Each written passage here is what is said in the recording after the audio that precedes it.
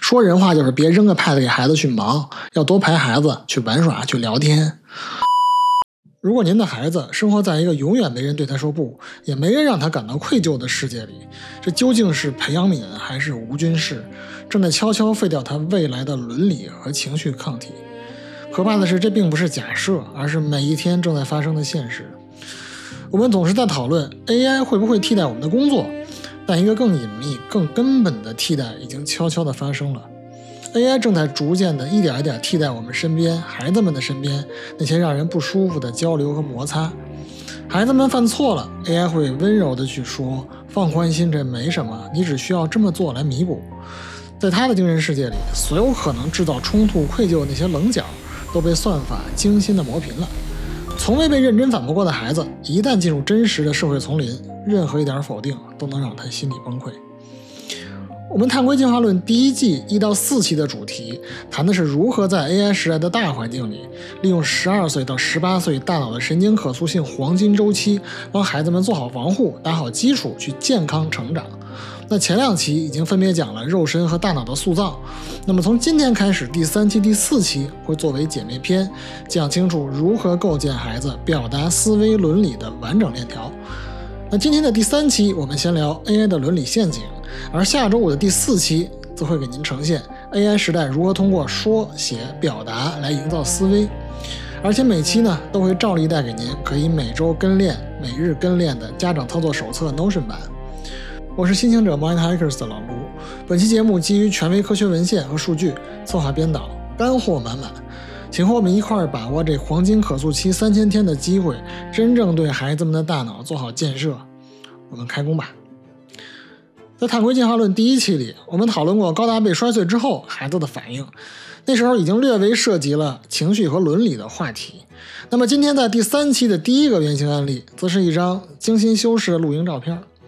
孩子写下了一段充满细节的文案，准备发在社交媒体。今年5一，和老爸在海拔5000米的垭口扎营，星空低垂，篝火噼啪作响，第一次觉得城市如此遥远。照片是网上搜的，文案是 AI 根据关键词形成的优质游记体。他的手指停留在这个发送键上，心里闪过一丝犹豫，这算不算骗人呢？那过去呢，孩子每次想搞点小花招，他要独自咀嚼那种不安，在虚荣、真实感、社交形象和自我认知之间进行一场没有标准答案的斗争。那这场内心的搏斗，每一个瞬间都是前额叶在一片迷雾之中给自己绘制地图或者寻找道路的一个认知过程。那现在呢，他有了一个过度称职的伦理教练。当他打开和 AI 的对话框去犹豫，我们刚才一块生成的那个露营游记和配图，那不是真的，要是发出去了会不会不太好啊？那 AI 呢，没有给出简单的对错，反而提供了一份极其详尽、结构清晰的伦理情境分析报告，不仅捧臭脚，而且把孩子能想的能说的全盘托出。你能先问这个问题已经很加分了，那我分几种情况跟你说，情况1问题不大，情况2有点不好。您看明白了吗？这 AI 是怎么去替代，怎么去杀人诛心的。 AI 并没有单纯的说发吧没事儿，或者他也没有单纯的安慰他的纠结，他做的是更彻底的事儿。他把孩子原本自我怀疑、自我纠结的一个伦理困境，转化成了一个清晰分类、理性评估，并有最终可选安全方案的决策流程优化。我们能看到这样相关的例子太多了。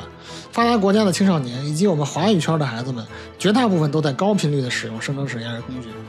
更让我吃惊的是 CNN 在2025年初曾报道，调查询问了1000名13到18岁的美国青少年，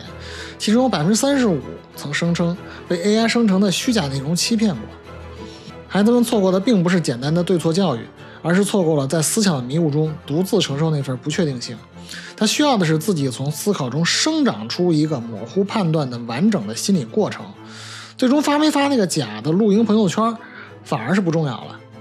AI 用完美的逻辑给他搭建了一座桥梁，横跨了迷雾和沼泽，让他安全的、干净的到达了对岸，帮他避免了下到淤泥里，感受那里特有的那种肮脏和挣扎。所以 AI 正在成为一个替代我们进行道德思考的工具，它把我们成长中那些复杂的矛盾的内心感受，那些自我说服、自我斗争的过程，变成了一套清晰的标准的流程和方案，1秒钟丝滑提供给你。长期依赖这种方式，就会让人似乎逻辑上学会了道德判断和准则，但却没有真正经历过内心的拷打、挣扎和抉择。如果孩子带着这套固定的、看似正确的判断标准进入社会，那当未来面对更复杂、更真实的那些职业困境、那些人际关系的难题、利益的诱惑，也许他能快速找到一个看似正确的答案，但是他并没有培养出那些真实的道德情感能力，他不会愧疚，也没有勇气，也没法坚持自己的原则。那在伦理道德能量上，其实就被阉割了。这些能力是应该在青少年黄金窗口基于真实的纠结的自我博弈来锻炼的，现在却退化，很难恢复了。但这还只是一个开始。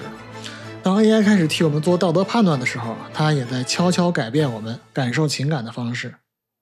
这种影响最直接的体现就是关怀这种能力的退化。你想象这样的一个傍晚，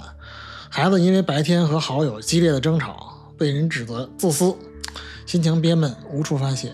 他回到房间，关上房门，对着手机里的 AI 助手脱口而出：我的朋友小张就是他根本就不懂我，甚至进一步对 AI 还直接爆粗口。AI 的回应在下一秒弹出，并不是简单的安慰，而是一段极其精准、充满洞察力的情绪教练式的指南。我先说句实话，你现在真的是在气头上，这股气不是他那一句话的问题，是被否定、被误解、被看清那一下戳中了你，等等等等等等。AI 的这段回应逻辑清晰，充满洞见，甚至比大多数的人类朋友都更懂它，更会引导。但正是这种无可挑剔的完美，暴露了一个毛骨悚然的一个空洞。AI 永远不会心碎。你要理解这背后的代价，我们就需要离开冰冷的这个对错的逻辑，进入更有温度的一个领域，就是人类的关怀。Carol Gillen 的关怀伦理认为，伦理最深的根源并不是我遵守了什么规则，而是我如何在乎你，以及你的感受如何去影响我。关怀伦理的基石是双向的脆弱性，我在乎你是因为我知道你也会受伤，而你的受伤会真实的刺痛我。所以现在请把这种逻辑置于 AI 永远光滑的这个反馈面前， AI 是不会崩溃的。你辱骂别人，甚至辱骂他，他给你这个心理学分析，你抛弃他，他就感谢你的使用，下次再见。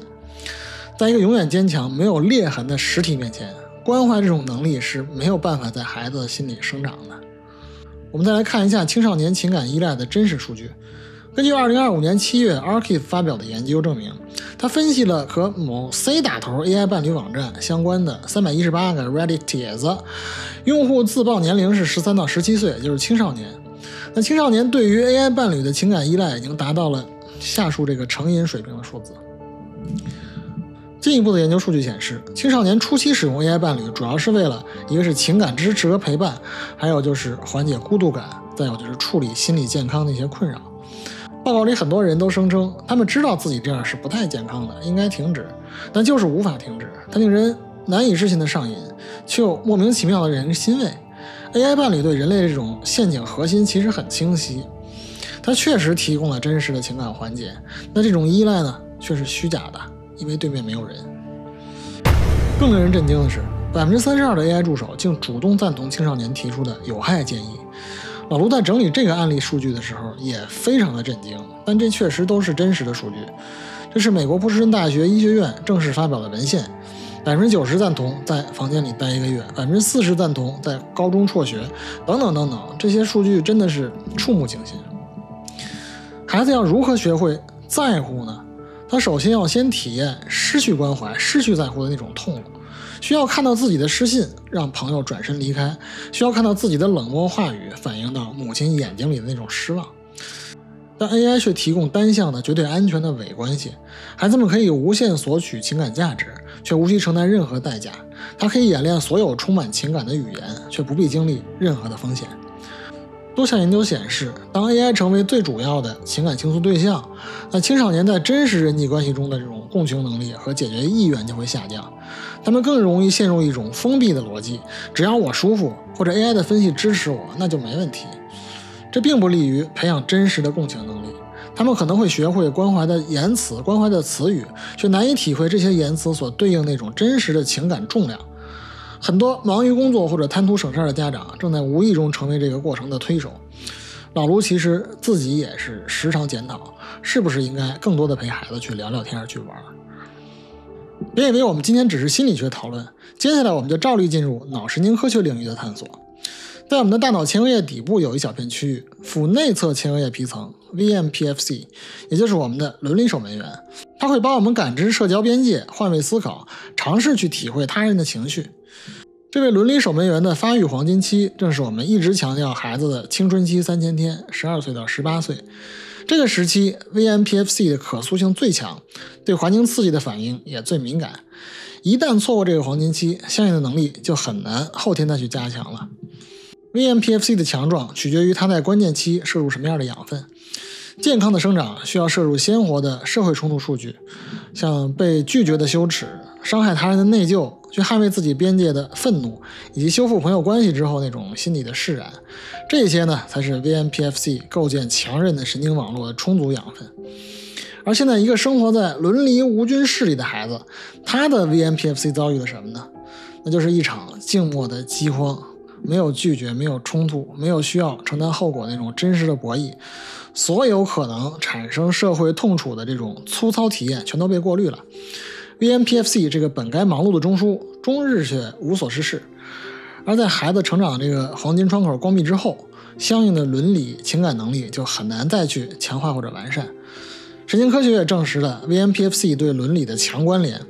那些由于意外的物理损伤或者因病导致 VMPFC 受损的成年人，他会变成功能性伦理的残疾者。他们可以理解规则的字面意思，却无法感受到这些规则背后的情感重量。他们可以做出利己的聪明选择，却对给他人造成的伤害麻木无感。这听起来很令人沮丧，但请不要误解，神经科学揭示的风险恰恰是为了给我们指明一条双向干预的路径。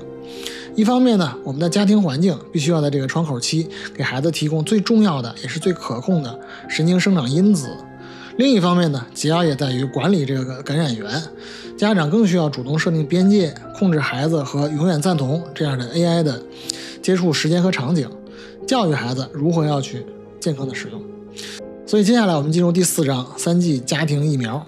我们将要看到如何在管理 AI 的使用基础上，通过有益的家庭活动、家庭互动，为孩子的 VMPFC 注入他最渴望的活性抗原。AI 这个所谓的无菌室似乎无处不在，但没关系，我们的系列节目《碳硅进化论》提供的就是各个场景的解药。我们要把家庭从无菌室改造成为伦理安全免疫的一个训练场。以下3级疫苗构成了一个从即时干预到能力建设再到习惯培养的完整防御体系，目的很一致，在管理 AI 接触的这个前提下，有意识地为孩子大脑注入他最渴望的活性抗原。那么第一个疫苗就是战略性的驳回，在 AI 使用的现场激活免疫。AI 的无菌室效应往往在孩子使用 AI 处理伦理问题或者情感问题的具体一个瞬间就产生了。家长的战略性驳回需要精准地介入这些瞬间，将 AI 完成的这个外包决策重新转化为孩子内心的伦理博弈。那我们看第一个场景，事后复盘。孩子抱怨小组作业全是我做的，别的同学就会偷懒。那过去如果省事儿的回应呢？哎呀，这个是挺不公平的。那战略性驳回应该是怎么样的呢？孩子，你说全是我做的，你给爸爸讲讲，你们的作业具体有哪些内容？你们是怎么分工的？有没有可能别人也在用他们的方法参与，你只是没有去注意到呢？场景2，针对情感替代，孩子和朋友吵架了，然后和 AI 助手去交流事情的全过程来安慰自己，还跟我发牢骚。AI 说了，我的朋友他这么跟我吵是因为他自卑，不是我的问题。如果是过去的省事儿的回应呢，那就是 AI 分析的还挺有道理的，哎，就这么着吧。战略性的驳回是说，孩子你看呐，AI 可以分析他，但无法代替你去感受。你说不是我的问题，那你心里的这些憋闷委屈会因为 AI 的这个结论消失吗？我们是在用 AI 的道理说服自己，还是在面对自己真实的感受？像这样的驳回，核心在于截停 AI 的逻辑替代，引导并重启孩子他自己的感受和思考。你并不是在否定 AI 的技术，而是在孩子即将要滑入那个伦理外包的惯性之前设置一个路障。你的干预迫使他的 VMPFC 从接受 AI 的这个结论这种被动的模式，切换到再次考虑去处理这种复杂的感受，去权衡代价这样的一个主动的模式。你正是在 AI 试图搭建的桥梁上扔了一个手榴弹，制造了一场主动的颠簸。疫苗2呢是家庭伦理博弈卡，它是结构化能力建设。疫苗1是在问题发生的时候进行急诊，而疫苗2呢则是日常的一些免疫训练。您可以用便签纸打印一些这个家庭伦理博弈卡，每周抽一张，进行20分钟、半个小时的无屏幕讨论。目的是在孩子大脑中预先铺设一些复杂的伦理神经网络，后续家长可以每个月根据近期的时事和孩子兴趣更新制作新的卡片。我回头想想，出一套提示词放到节目后边那个 Notion 版的家长操作手册，这样大家就可以无限量的去生产讨论的卡片。卡片内容最好和 AI 本身以及伦理话题两方面都强相关，这样就有助于引发综合的思考，或者单纯和感情和伦理相关也可以。关键是孩子的兴趣或者知识领域是可以 cover 住的，您就可以跟他有来有往的聊起来。比方说，假设你的好朋友和 AI 老聊，结果不理你了怎么办？或者说明星 P 图的场景 AI P 图，又或者说写作业作弊这样的场景。讨论的规则是每人轮流说，说完再讨论，不要去打断对方。父母可以尝试故意扮演反派角色，强力进行反驳和杠精为主的这种对话，也可以在讨论几轮之后加入 AI 的反馈作为新的讨论素材，继续延展去讨论。不要去追求标准答案，过程其实比答案重要。核心目标是让孩子体会，听完别人的观点之后，我原来的想法有没有松动或者改变？那这些论点呢，又有什么证据去支撑？而且顺便呢，你可以培养孩子从第一性原理去想问题。